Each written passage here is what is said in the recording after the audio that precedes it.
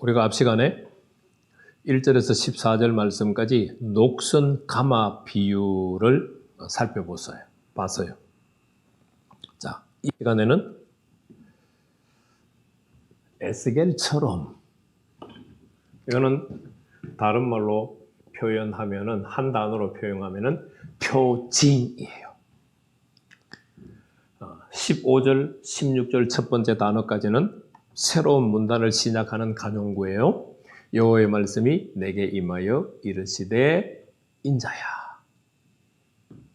그리고 15절 하반절 말씀에 16절 하반절 말씀에 내가 내 눈에 기뻐하는 것을 한 번 쳐서 빼앗겠다. 에스겔 선지자의 눈에 기뻐하는 것이 뭘까요? 여러 가지가 있겠죠. 그러나 오늘 대상은 아내예요. 에스겔의 눈에, 에스겔의 아내는 기쁨이에요. 그러면 에스겔과 에스겔의 아내 사이는 좋았다는 뜻일까요? 행복했다는 뜻일까요? 그렇지 않다는 뜻일까요? 에스겔은 아내를 사랑하며 비록 포로로 잡혀왔지만 그 상황에서도 에스겔은 아내와 행복하게 즐겁게 지내고 좋은 관계를 유지하고 살았다는 것을 볼 수 있어요. 자, 지금 오늘 말씀이 에스겔이 포로로 잡혀온 지 몇 년째 사건이에요? 9년째 사건이죠. 그러면은 바벨론 포로로 잡혀온 북이스라엘 족속과 남유다 족속들이 에스겔과 에스겔 아내의 관계를 봤을까요? 안 봤을까요? 봤겠죠. 그러면 이 북이스라엘과 남유다의 포로들은 에스겔과 에스겔 아내의 사이가 좋다는 것을 알까요? 모를까요? 당연히 알죠. 자, 그 배경을 가지고 하나님께서 에스겔에게 내 눈에 기뻐하는 것을 내가 빼앗겠다라고 말씀하시는 거예요. 그것은 다른 말로 표현하면은 내 아내를 내가 오늘 생명을 거둬가겠다라는 말이에요. 여호와 하나님께서 에스겔의 아내의 생명을 데려가면서 에스겔에게 하시는 말씀이 있어요. 16절 하반절에서 17절이에요. 너는 슬퍼하지 말라, 울지 말라, 눈물을 흘리지 말라. 17절에 죽은 자를 위하여서 슬퍼하지 마라. 조용히 탄식만 해라. 수건으로 머리를 동여라. 발에 신을 신어라. 입술은 가리지 말라. 그리고 사람이 초상집에서 먹는 음식을 먹지 말라. 이렇게 자세하게 나누면은 에스겔에게 9가지 행동을 명령을 하셨어요. 이 16절 하반절과 17절은 고대 근동 사회의 문화를 알아야만 우리가 해석할 수 있어요. 자, 사람이 죽었으면 애통해야 됩니까? 애통 안 해야 됩니까? 당연히 애통해야죠. 그 다음에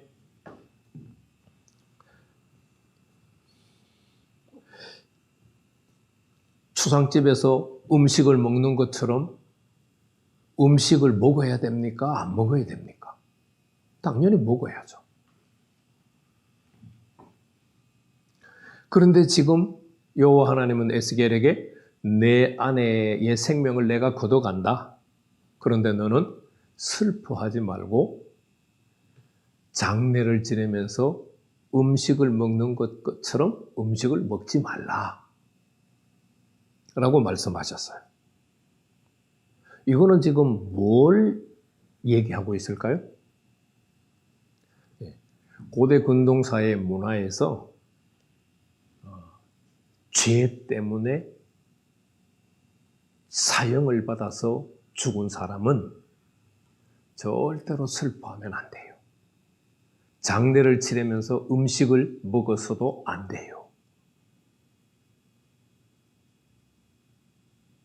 지금 여호와 하나님께서 에스겔 선지자에게 내린 행동 광령은 예루살렘이 죄로 인해서 심판을 받는 것이기 때문에 슬퍼하지 말고 음식도 먹지 말라고 하는 의미를 함축하고 있어요.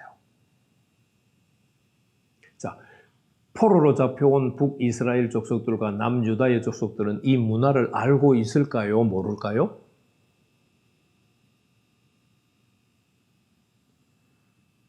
알고 있겠죠. 그런데 지금 에스겔이 자기 사랑하는 아내가 죽었는데, 아끼는 아내가 죽었는데, 행복하게 살던 아내가 죽었는데 죄인이 심판을 받아서 죽은 것처럼 행동하고 있는 거예요. 이것을 본 포로로 잡혀온 족속들은 에스겔에게 뭐라고 질문할 것 같아요?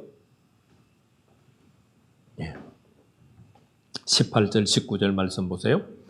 내가 아침에 백성에게 말하였더니, 하나님께서 하신 말씀을 백성들에게 전했다는 얘기겠죠?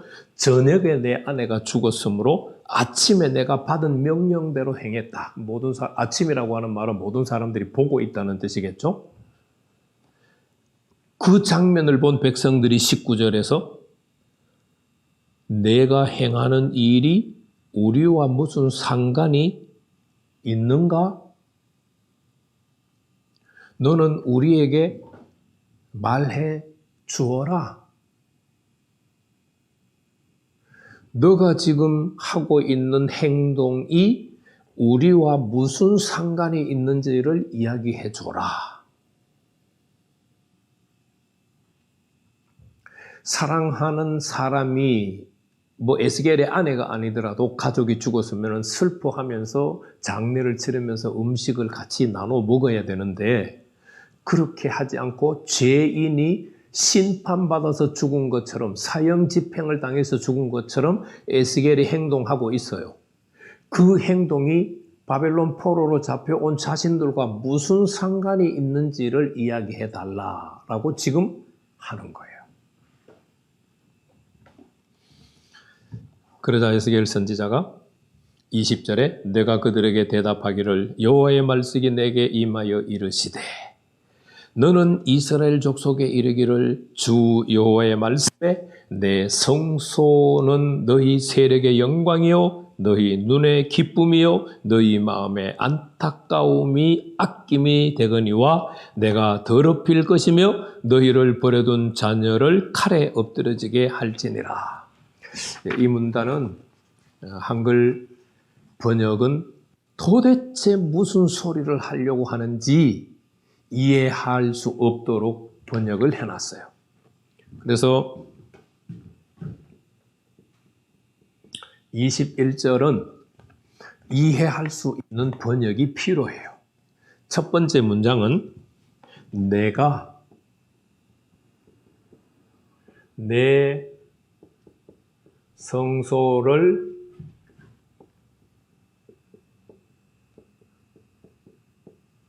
더럽힐 것이다 예요.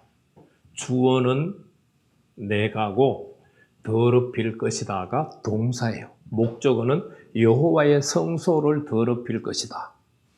여호와 하나님께서 왜 여호와의 성소를 더럽힐까요? 사실은 여호와의 영광은 이미 성소를 다 떠났죠. 8장, 9장, 10장, 11장에서 다 떠났어요. 그것은 에스겔에게 환상으로 보여준 것이에요. 그런데 이제 실제로 그 일이 일어나는 거죠.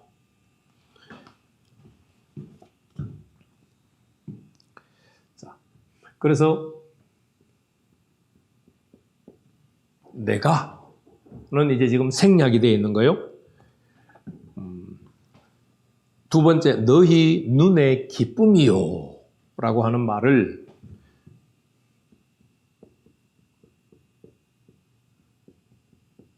너희 눈에 귀하게 여기고, 그 다음에 너희 마음에 아낌이 되거니와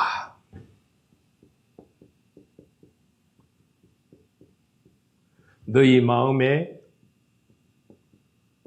원하고, 그 다음에 너희 세력의 영광이오가 맨 앞에 번역으로 위치하고 있는데, 너희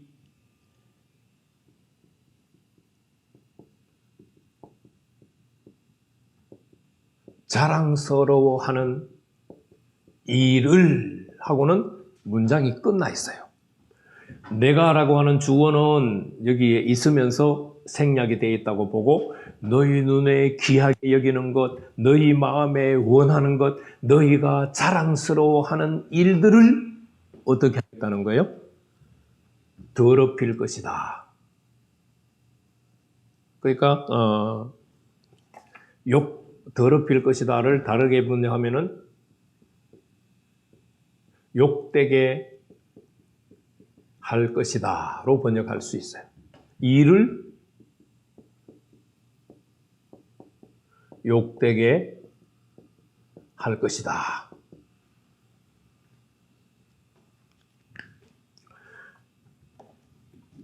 바벨론 포로로 잡혀온 사람들, 지금 예루살렘에 남아있는 그 사람들이 눈에 귀하게 여기고 마음에 원하고 자랑스러워하는 일들을 욕되게 할 것이다. 그 말은 다른 말로 표현하면은 멸망시킬 것이다 라는 뜻이라는 거죠. 이게 에스겔이 아내가 죽었는데도 슬퍼하지 않고 음식을 먹지 않아요. 죄를 지어서 심판받아서 죽은 아내처럼 행동을 하고 있는데 이것은 뭐를 의미하고 있느냐 하면 예루살렘에 남아있는 사람들이 심판을 받아서 죽는 것이다 라고 하는 것을 지금 설명해 주고 있는 말이에요. 여호와 하나님께서 자기의 성소를 욕되게 해요.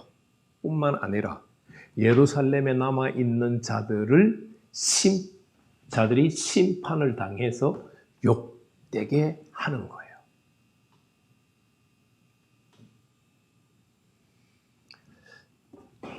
자,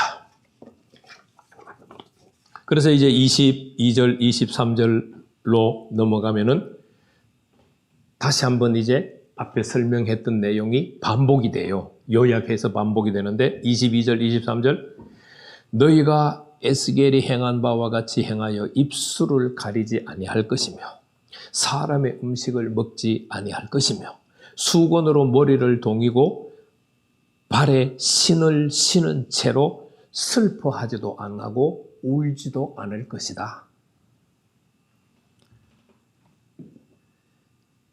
왜 그러냐? 죄악 중에 패망하였기 때문이다.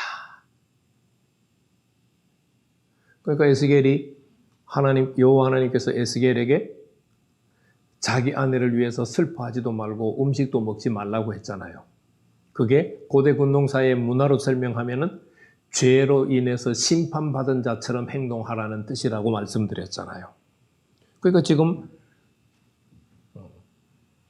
예루살렘에서 심판을 받는 사람들이나 지금 바벨론에서 그 광경을 못 보지만 나중에 이제 전해 듣게 되겠죠. 그 보고 있는 것처럼 가정을 해서 입술을 가리지 아니하고 사람이 음식을 먹지 아니하고 수건으로 머리를 동인 채 신발을 신은 채로 슬퍼하지도 않고 울지도 않아야 돼요. 왜요? 죄 중에서 패망하기 때문이라는 거예요. 그리고 피차 바라보고 뭐만 해요? 탄식만 해요. 이제 우리 어찌할꼬? 이제 우리는 어찌할꼬? 탄식만 하는 거예요. 그런 의미라는 것을 알려주라는 거예요. 왜? 에스겔이 하는 행동을 보고 바벨론의 포로로 잡혀 있는 자들이 너가 하는 행동이 우리와 무슨 상관이 있는지 설명해 달라고 얘기를 했잖아요.